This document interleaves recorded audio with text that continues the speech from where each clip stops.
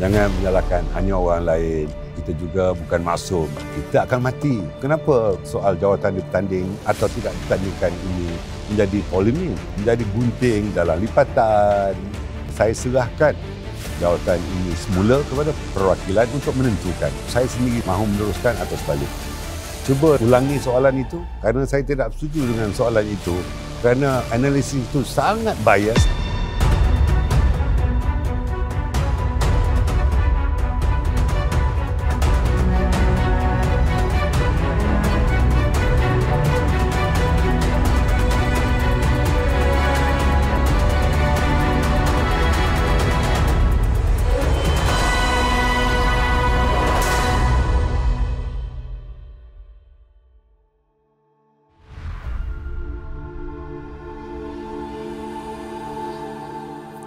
Alhamdulillah, saya sentiasa bersyukur kepada Allah Subhanahu Wa Taala di atas apa juga yang telah dianugerahkan kepada saya, parti saya dan rakyat Malaysia keseluruhannya.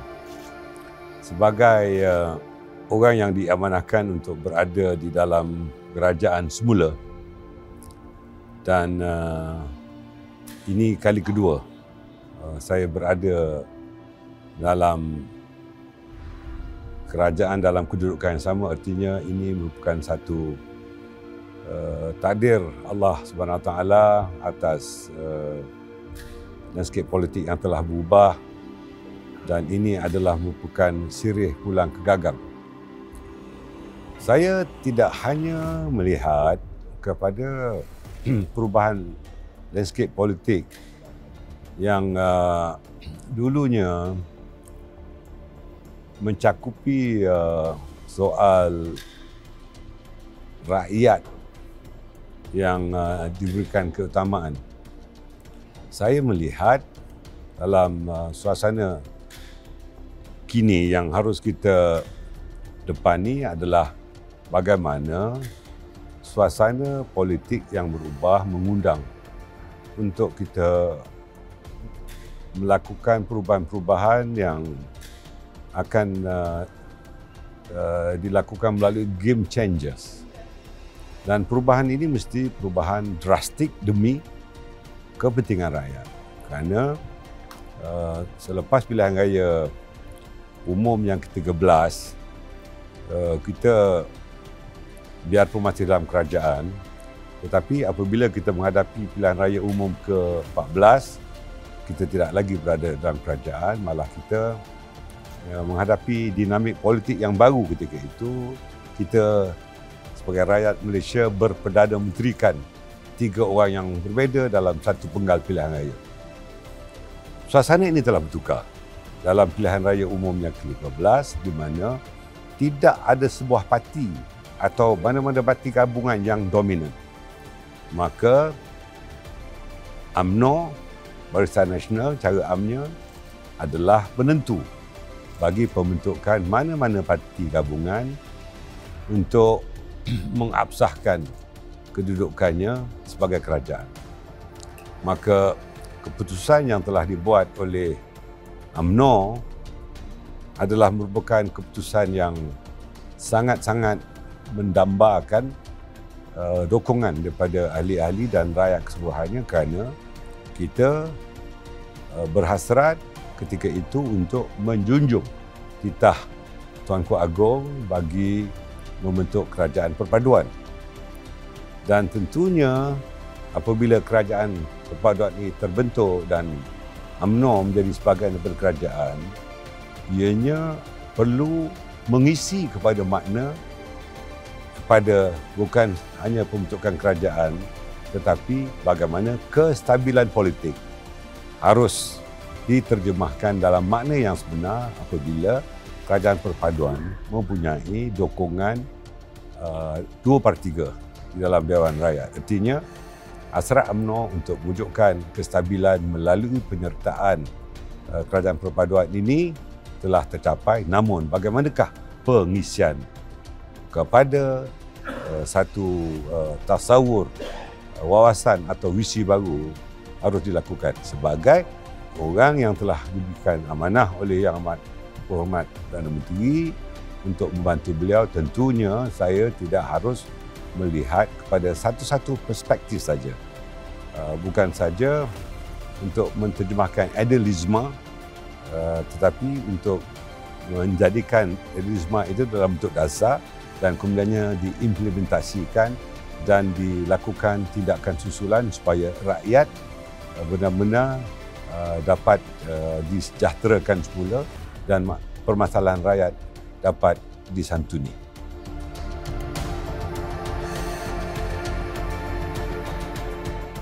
Terdapat dua badan atau jawatankuasa yang menempani masalah kos sara hidup ni. Perdana Menteri sendiri menjadi pengurusi Majlis Kos Sara Hidup dan beliau telah mengarahkan saya untuk membentuk jawatankuasa pemantauan dan juga daya usaha untuk mengatasi kos sara hidup ini. Peningkatan kos sara hidup ini adalah fenomena di seluruh dunia. Tetapi kita tidak harus melihat bahawa perkara ini adalah satu kelaziman saja. Saya melihat daripada punca. Kerana apabila berlaku peningkatan kos kepada pengeluaran barangan makanan, ya, apapun bentuknya, maka ada beberapa kaedah tertentu yang harus dilakukan. Bukan hanya sekadar penguatkuasaan, tetapi kita mesti mencari jalan agar kos sebenar itu dapat diturunkan. Umpamanya dari segi jangka panjang, ya, cukai mesti distrukturkan semula biarpun ianya menjejaskan pendapatan negara. Begitu juga sistem delivery, ya, di mana kartel-kartel tertentu ataupun peranan orang-orang tengah yang mengambil keuntungan melebihi daripada harga kosnya sendiri. Akhirnya pengguna atau consumers itu terpaksa mengalami harga yang tinggi, ya.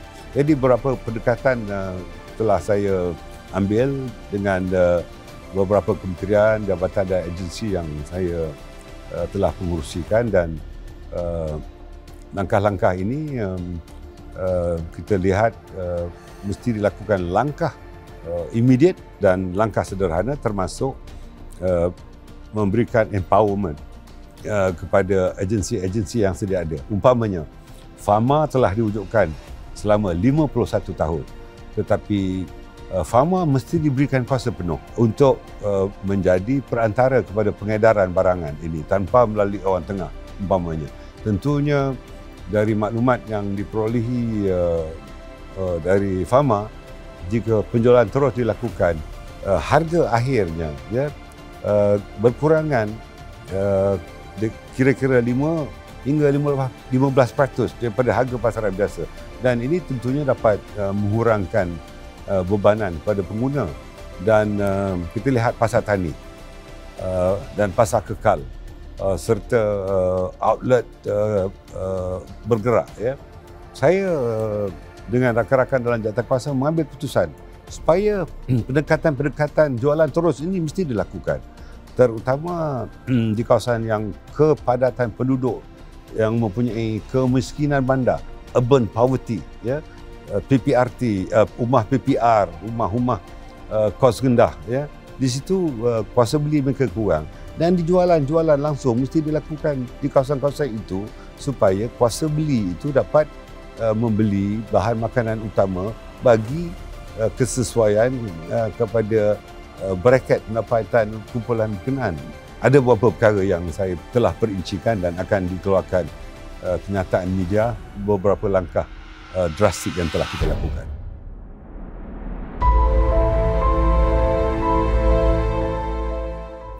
Saya mempunyai latar belakang perbankan dan korporat.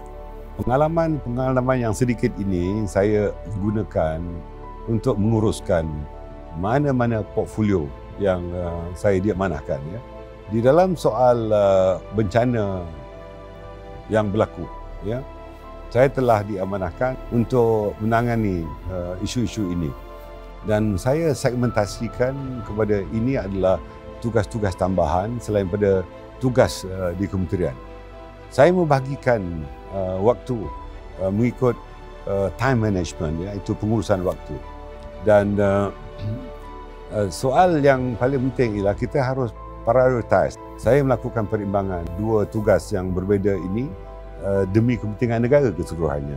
Jadi masalah tanah runtuh, masalah banjir dan masalah mak tahfiz yang terbakar, masalah kekurangan kemudahan di mak tahfiz, sekolah agama rakyat, itu telah saya santuni dahulu, dan tentunya dalam kerajaan yang ada sekarang ini perkara-perkara itu masih dekat di hati saya, dan saya hampir pasti jika saya dapat membantu menteri yang bertanggungjawab dalam bidang keagamaan itu, untuk kita bekerja sama-sama sebagai satu pasukan bersama-sama dengan Yang Amat Berhormat Perdana Menteri untuk melihat bahawa perkara-perkara yang positif ini harus kita lakukan dan dakapi bersama.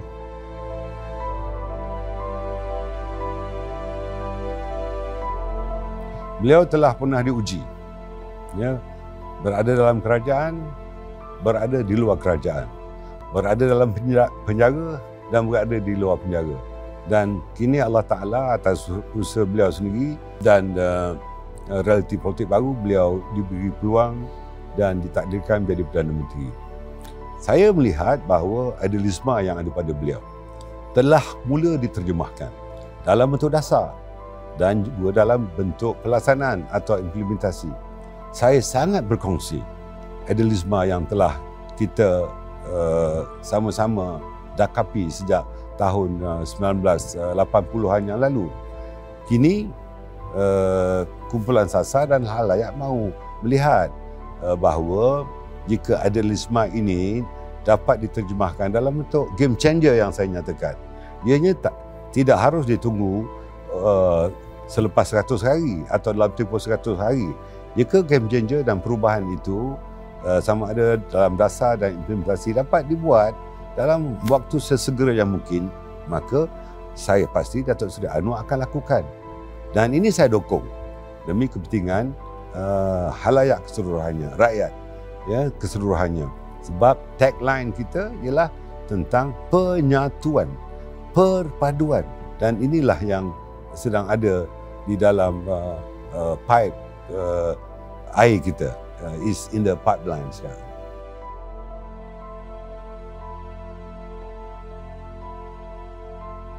Wujud satu lagi langkah untuk menjatuhkan kerajaan perpaduan hari ini. Komen Datuk Seri. Saya tidak fikir langkah Sheraton atau langkah London atau langkah Kajang digunakan sebagai penanda aras bahawa tindakan-tindakan politik dan pelbagainya harus dipandang melalui satu sudut pandang saja. Saya mengambil pandangan-pandangan dengan istilah yang berbeza itu sebagai satu kedinamikan politik, dan pada hemat saya kita harus meneliti kesahihan, kita harus mengambil langkah yang lebih berhati-hati jika ianya benar, dan kita harus melakukan penyatuan hati kepada mereka yang berbeza pendapat. Kita harus mengutamakan parti untuk menuju masa hadapan dengan lebih dominan dan relevan sesuai dengan perubahan iklim politik yang berbeza, apatah lagi the global warming in politik juga berlaku, dan kita harus melakukan muhasabah diri, jangan menyalahkan hanya orang lain. Kita juga harus melihat dalam diri kita bahawa kita juga bukan maksum, kita mempunyai kelemahan. UMNO yang pernah terluka dalam PRU yang lalu, biar berlalu. Kita perlu bangkit semula. Harimau terluka, mahu menerkam semula. Perlu saya tegaskan pendirian UMNO bahawa kita tetap keputusan, kita tetap akur, kita tetap bersama dengan keputusan Majlis Tertinggi. No DAP, no Anwar, no bersatu di dalam.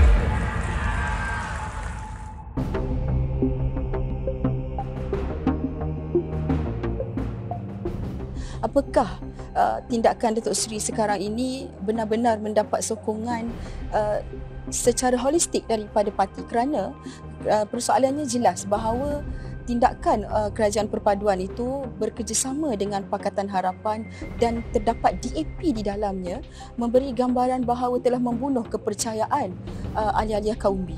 Saya tidak mahu mengkuduskan mana-mana parti politik atau mensucikan mana-mana parti politik. Cuba kita lihat perbandingan kerajaan selama 22 bulan.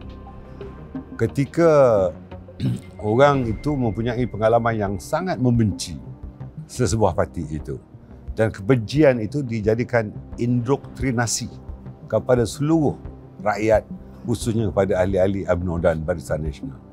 Akhirnya orang itulah yang mendakap dan mengkuduskan parti itu. Realiti politik sekarang ini tentunya dalam kemajmukan kependudukan di negara kita, kita harus melihat ketika Parti Perikatan digantikan dengan Barisan Nasional. Dan ketika itu pihak pembangkang diajak oleh Allahyarham Tun Razak untuk bersama-sama dalam Barisan Nasional. Kita tahu parti gerakan yang sangat-sangat anti-establishment pada kerajaan ketika itu. Parti PPP yang sangat-sangat benci, turut disertakan. Landscape politik telah berubah. Dan jika kita mendakap kaedah-kaedah konvensional, apatah lagi kita termasuk jerangkap atas nama hanya keislaman, kemelayuan, tetapi kita telah mengalami agenda parti kita, Parti UMNO, mahu dibunuh, mahu dikuburkan, dan parti itu mahu mengambil alih UMNO. Adakah kita mahu bersama-sama dengan mereka semula? Dan kita tahu bahawa muslihat terlalu banyak atas kononnya prinsip Islam, atas kononnya prinsip kemelayuan, tetapi kita terbunuh. Saya mesti menyelamatkan parti saya. Saya tidak mahu memfokuskan hanya kepada sesebuah parti, apatah lagi mengkuduskan sesebuah parti itu, tetapi saya sebutkan bahawa ini merupakan satu realiti politik baharu, dan saya mengambil perkiraan bahawa jika kita memilih untuk bersama dengan satu pihak, kita akan mati. Adakah kita menerima kematian politik sebelum ajalnya?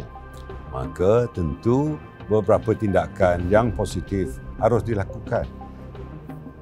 Prasangka bias memang ada pada kepimpinan pada waktu yang sama, oleh kerana indoktrinasi itu telah berjalan begitu lama, berdekad-dekad.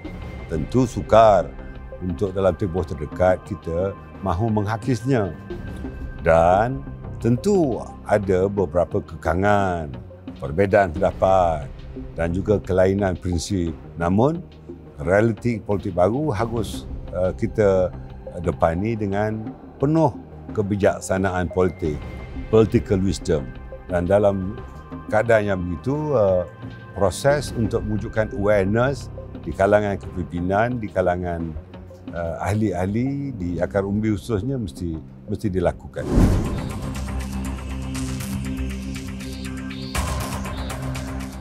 Saya lihat selama 77 tahun kewujudan UMNO, hanya 4 kali saja jawatan presiden ditandingi. Yang terakhir sekali ialah pada tahun 2018 yang saya secara terbuka dan berlapang dada mengizinkan supaya semua jawatan dalam parti itu dipertandingkan. Adakah itu telah dilupakan? Hanya 5 tahun yang lalu saja. Dan kenapa soal jawatan dipertanding atau tidak ditandingkan ini menjadi polemik? Saya telah menyatakan beberapa kali, saya serahkan kepada perwakilan untuk menentukan. Dan kenapa perkara ini menjadi bahan-bahan tulisan dan bahan analisis? Sebab mereka mahu bahawa agenda untuk terus menjadi gunting dalam lipatan dan juga menjadi duri dalam daging, kerana mereka sedar bahawa beberapa kesalahan tata etika, bagaimana usaha-usaha untuk memecah belahkan itu telah gagal dilakukan oleh mereka kerana kepimpinan UMNO dan ahli-ahli sebenarnya mempunyai penyatuan fikiran yang sama. Perbezaan pendekatan itu memang kita tidak boleh paksakan untuk bersama. Di dalam hal ini, saya harus rasional dan saya nyatakan bahawa saya serahkan jawatan ini semula kepada perwakilan untuk menentukan bagaimana seseorang atau saya sendiri sebagai penyandang jawatan mahu meneruskan atau sebaliknya. Saya menganggap benar dari segi realitinya kita kalah. Kita hanya dapat 30 kursi parlimen. Tetapi apa makna kemenangan dengan 73 kursi? Sekarang ini 74 kursi tetapi jadi pembangkang. Saya fikir lebih baik dengan jumlah yang sedikit kita menjadi kerajaan. Jadi kebijaksanaan politik dan ketentuan daripada Allah Ta'ala yang dipanggil sebagai divine intervention adalah dua perkara yang berlaku seimbang. Dan ini harus dilihat dari segi sudut positif, bukan hanya menyalahkan orang lain tetapi tidak pernah menyalahkan dirinya. Kerana orang itu pun kalah di dalam kursi itu dan orang itu juga tidak memainkan peranannya ketika mengambil pengundi-pengundi di bawah portfolio apa yang harus dibuat. Jadi jangan melihat begitu juga. Yang sepatutnya melihat bahawa sumbangannya kepada parti hendaklah dilakukan sebelum, semasa dan selepas pilihan raya umum. Tetapi sebaliknya ia telah menyebabkan trust deficit kepada orang yang tidak menyumbangkan kepada kemenangan parti. Saya ingin ingatkan diri saya, kita mesti mengkritik diri kita, self criticism. Kita mesti lakukan muhasabah pada diri kita. Jadi hentikanlah untuk menuding jari pada orang lain, menyalahkan orang lain. Kita hendaklah juga salahkan diri kita sendiri.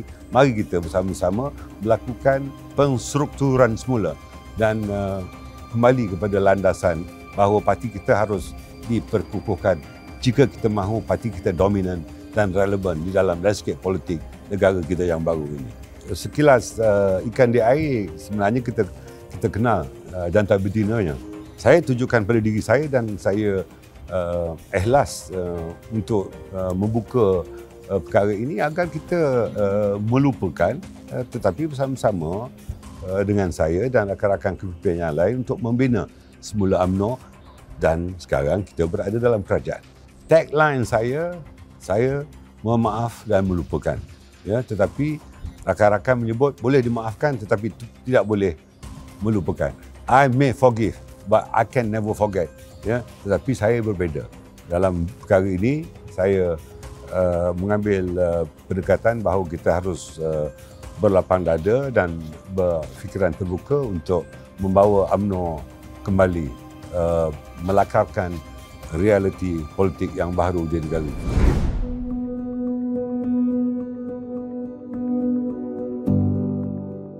Ada dua bentuk. Benar, ada pemimpin yang dilahirkan daripada peringkat paling bawah, akar umbi, hingga meningkat ke peringkat nasional. Ada pemimpin yang datang memimpin masuk melalui tingkap. Tidak juga kurang yang turun dengan payung terjun. Dan ini dua kategori yang kita harus bedakan. Ada kebaikan, ada keburukan. Saya lihat kepimpinan yang datang dari akar umbi, daya tahannya luar biasa. Soal tarbiyah, kaderisasi dilakukan. Ramai yang dipayung terjunkan atau memayung terjunkan dirinya mempunyai daya tahan yang baik kerana boleh melakukan asimilasi terhadap dirinya dengan organisasi UMNO sendiri. Jadi dalam keadaan yang begitu, jika asimilasi dan perkaderan dapat dihayati oleh seseorang, maka baiklah pemimpin yang dipayung terjunkan. Tetapi jika pemimpin itu datang dari akar umbi tetapi tidak dapat mentarbiahkan dirinya melalui sistem kaderisasi yang kita lakukan, maka dia juga tidak mempunyai daya tahan. ramai juga yang melihat bahawa UMNO ini seolah-olah ada 2-3 kamp di dalamnya, berpecah belah yang nak bawa ke sini langkah itu dan langkah ini. Bagaimana, Datuk? Kita lihat apabila seseorang itu menjadi Perdana Menteri dan Presiden UMNO pada tahun 1982, hanya 5 tahun saja. Pada tahun 1987, UMNO itu berpecah dua, terbelah tim A dan tim B. Dan UMNO itu diharamkan, dan mungkin diharamkan oleh orang itu, mungkin. Akhirnya pembersihan dalam parti itu dilakukan, ya, dan pihak yang dipinggirkan itu menubuhkan partinya tersendiri, ya. Itu lebih hebat, ya. Pembelahan parti dilakukan, ya. Selepas itu kepimpinan bertukar, ya. Oleh kerana mana-mana parti politik adalah merupakan satu organisasi yang dinamik, ya. Perbezaan pendapat jangan dianggap sebagai pemecahan sebagaimana yang berlaku dalam tahun 87, ya, dan juga berlaku pada tahun 1998, ya. Perbezaan pendapat adalah lazim di dalam mana-mana organisasi. Bezanya ibarat suami isteri, memang sedangkan lidah lagi tergigit, tetapi cukuplah perbezaan itu diperbincangkan di bilik tidur, bukan dikelahikan di depan anak-anak. Apa yang digambarkan perbezaan pendapat jangan dijadikan sebagai perbezaan kepada pengujutan kabilah, ya. Jadi dalam keadaan itu apa yang dipersoalkan di luar itu sebenarnya tidak seburuk sangkaan, ya. Dan ini harus saya santuni dengan sebaik-baiknya.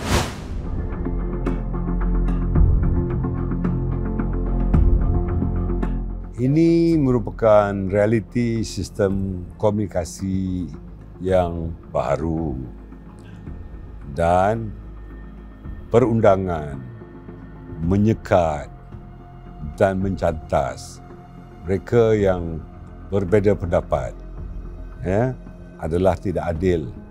Saya menerima kalau kita berbeza pendapat, tetapi saya tidak dapat menerima mana-mana individu atau tokoh yang menembak UMNO daripada luar dan mempertikaikan prinsip-prinsip asas UMNO.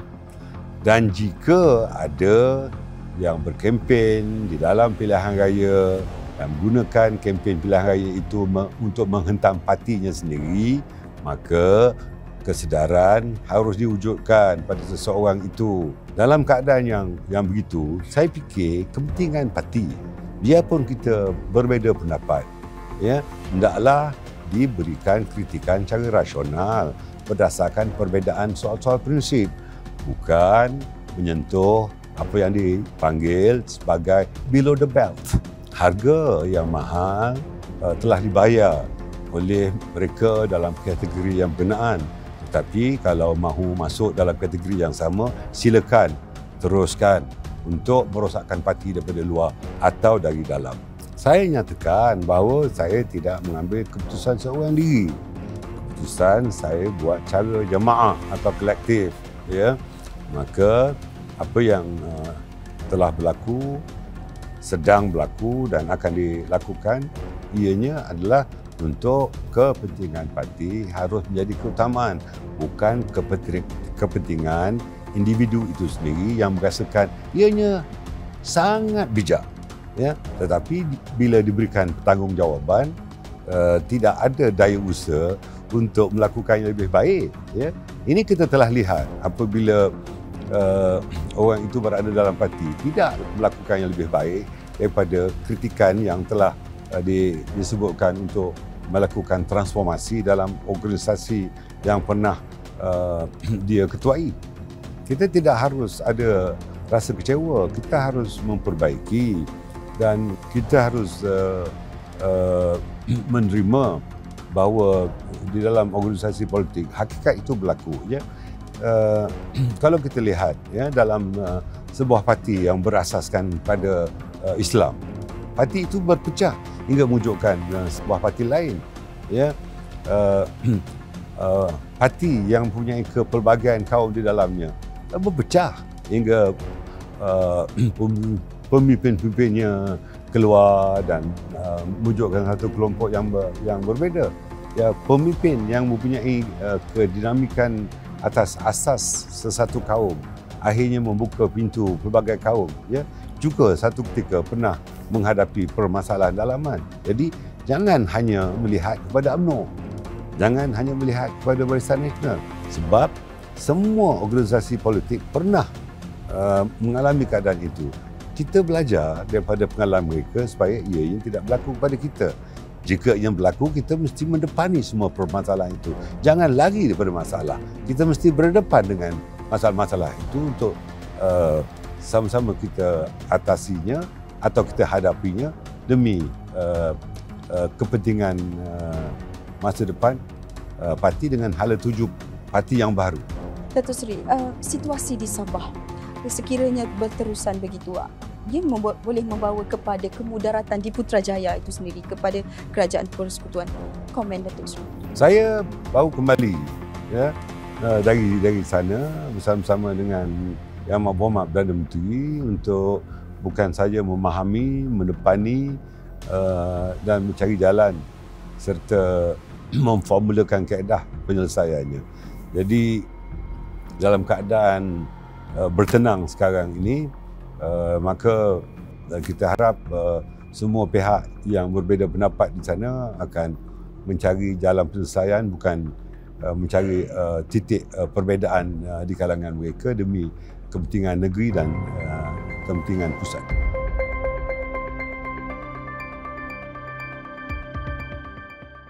Bagaimana Datuk Seri melihat komen-komen di luar sekiranya Datuk Seri sudah tidak bersama dengan kepimpinan ataupun memegang lagi jawatan sebagai Presiden, UMNO ini akan terus diterima khususnya daripada kalangan orang muda? Cuba ulangi soalan itu, kerana saya tidak setuju dengan soalan itu kerana analisis itu sangat bias dan sangat prasangka. Cuba ulangi. Sekiranya Datuk Seri bukan lagi Presiden UMNO pada ketika ini, bermakna UMNO akan terus disayangi, akan terus orang kata mendapat kepercayaan khususnya daripada kalangan orang muda. Datuk Seri bersetuju? Kita lihat bahawa Datuk Seri Najib cukup berjiwa besar apabila mengambil tanggungjawab melepaskan jawatannya sebagai Presiden UMNO. Ya. Adakah dengan pelepasan jawatan itu siapa pun yang mengambil alihnya, maka tindakan Datuk Seri Najib itu dianggap positif, ya, oleh orang-orang yang berdesak ketika itu untuk Datuk Seri Najib meletakkan jawatan. Tanpa orang itu, ya, bersama-sama menghidupkan UMNO semula, malah lari dari gelanggang, ya, dan menembak di kaki sendiri. Setakat kaki sendiri tidak apa, tetapi menembak UMNO dan menjadikan tembakan dan peluru itu sebagai bahan yang digunakan oleh pihak musuh untuk merosakkan UMNO. Orang itu harus bertanggungjawab sebenarnya, dan kononnya mempunyai hasrat untuk melakukan reform di dalam parti jika ianya mengambil alih. Jelas perwakilan telah membuat keputusan apabila jawatan parti terbuka dan orang itu tidak pun diberi tempat dan tidak ada dalam hati perwakilan. Ini harus diakui bahawa biarpun soal meremajakan UMNO itu mahu dilakukan, bukan pada umurnya, tetapi pada minanya, pada tindakannya dan pada idea-idea yang mahu dilakukannya. Dan kita lihat di negara kita ini, hanya sebuah parti politik saja yang diketuai oleh seorang yang berumur di bawah 40 tahun. Itu pun memperoleh hanya satu kursi, walaupun idealismenya cukup tinggi. Jadi dalam keadaan ini, jangan lihat faktor umur saja, lihatlah faktor idea dan apa yang saya sebut tadi, bahawa kerelevanan dari segi pendekatan untuk mendekati generasi baru dan generasi pengundi pertama kali. Saya lebih percaya kepada semangat kerja sepasukan, comradeship, ya, harus diterjemahkan, dan saya tidak pernah membuat keputusan seorang diri. Saya buat keputusan secara jamaah. Sebarang keputusan itu dibuat secara kolektif. Ini memang dituntut dalam Islam bahawa konsep syura, innahum syura bainakum, ya, dalam ini kemaslahatan umum, ya, hendaklah diutamakan daripada kemaslahatan diri sendiri. Artinya kepentingan umum mesti diberikan keutamaan, bukan kepentingan diri sendiri untuk kita membesarkan tembolok kita dan membesarkan perut kita dengan input penghasilan yang haram. Saya tidak berpegang begitu. Ya, segala-galanya mesti dibuat cara perundangan dan etika. Walaupun saya sendiri disimbahkan dengan pelbagai keaiban, ketuduhan, pertuduhan dan pelbagai-bagainya. Gambaran-gambaran yang berprasangka dan berbias inilah yang sebenarnya tidak ada dalam diri saya, tetapi itulah gambaran yang telah dibuat hingga tujuannya supaya domino berlaku di dalam mana bila pemimpin yang menjadi center of gravity itu telah terterap, maka dia harap organisasinya akan terterap. Tetapi alhamdulillah ini tidak berlaku kepada UMNO. Jangan berumah di tepi pantai kalau takut dilanda ombak. Fitnah, cerca, pengaiban ini adalah makanan hari-hari kepada mana-mana pemimpin, kecuali pemimpin yang tidak mempunyai prinsip.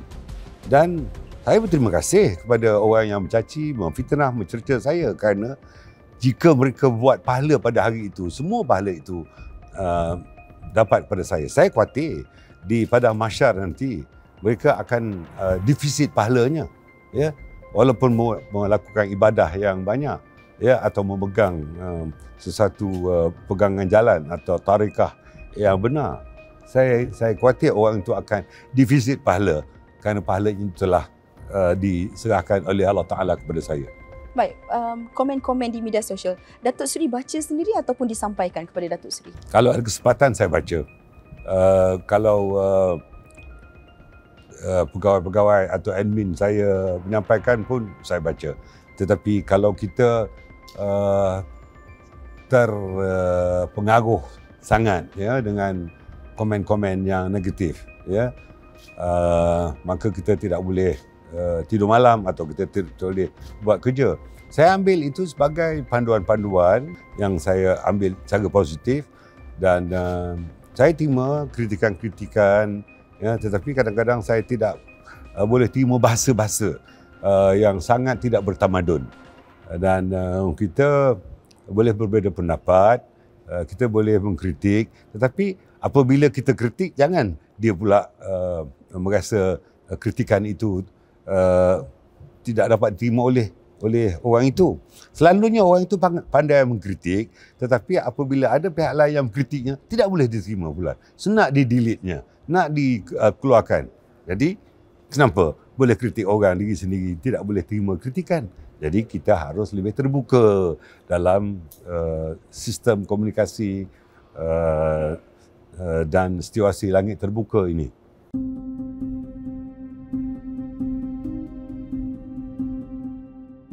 Apakah PAU 2022 ini menjadi pemangkin untuk UMNO terus bangkit ataupun terus dilupakan? Ianya bukan diambang, ya, ianya telah berada di rock bottom sekarang ini. Kita harus bangkit semula, dan kebangkitan ini tidak perlu duri dalam daging lagi di dalam UMNO. Ya, UMNO pernah hampir-hampir kehilangan kuasa pada tahun 1969. Ya, UMNO juga menghadapi permasalahan di dalam banyak pilihan raya umum. Tetapi bangkit semula apabila penyatuan dilakukan, bukan dengan cara pembersihan secara total yang pernah berlaku pada tahun 1988, dan kita mesti menghadapi dinamika baru ini untuk kita melakar hala tuju baru yang pada khidmat saya yang akan kita lihat dalam pilihan raya negeri yang akan diadakan dalam waktu yang terdekat. Ya, setiap PAU adalah penting. Tidak ada sekalipun PAU yang tidak penting. Ia tergantung kepada bagaimana telahan, menganalisis dan mereka yang berminat terhadap perkembangan baru dalam UMNO atau BN sendiri. Dan pada tahun ini akan ada 2 kali PAU. PAU untuk minggu ini adalah untuk tahun lalu 2022 yang ditangguhkan sebab ada pilihan raya umum. Dan pada tahun ini juga akan ada PAU untuk tahun 2023 yang pada khidmat saya juga penting dan menarik minat penganalisis politik dan rakyat Malaysia yang berminat dalam bidang politik. Saya harus melakukan pencerahan di sini ya, bahawa pada PAU 2023 yang akan diadakan ya, pada tahun ini, ianya bukan PAU untuk melakukan pemilihan. Pemilihan dilakukan di peringkat bahagian pada tahun ini juga, selepas PAU yang ini. Ya. Jadi dalam perkara itu, bahawa ketentuan untuk pemilihan pemimpin akar umbi di peringkat cawangan akan dibuat selepas PAU 2022 yang akan tamat pada hari Sabtu minggu ini. Jadi untuk selepas itu pemilihan akan dibuat di peringkat mesyuarat perwakilan cawangan-cawangan, dan perwakilan cawangan selepas itu menjadi perwakilan di mesyuarat bahagian. Di bahagian itulah akan dilakukan pemilihan kepimpinan bahagian dan juga kepimpinan sayap-sayap sebelum itu. Dan disertai juga oleh pemilihan kepimpinan di peringkat bahagian serentak di seluruh negara untuk memilih kepimpinan pemimpin di peringkat nasional. Artinya, PAU yang akan diadakan untuk tahun 2023 hanya untuk memberikan keabsahan kepada kepimpinan peringkat nasional yang telah dipilih oleh perwakilan dari cawangan-cawangan yang akan menghadiri mesyuarat bahagian. Jumlahnya seramai 160,000 perwakilan yang akan menentukan rupa, bentuk dan wajah kepimpinan UMNO untuk 5 tahun akan datang.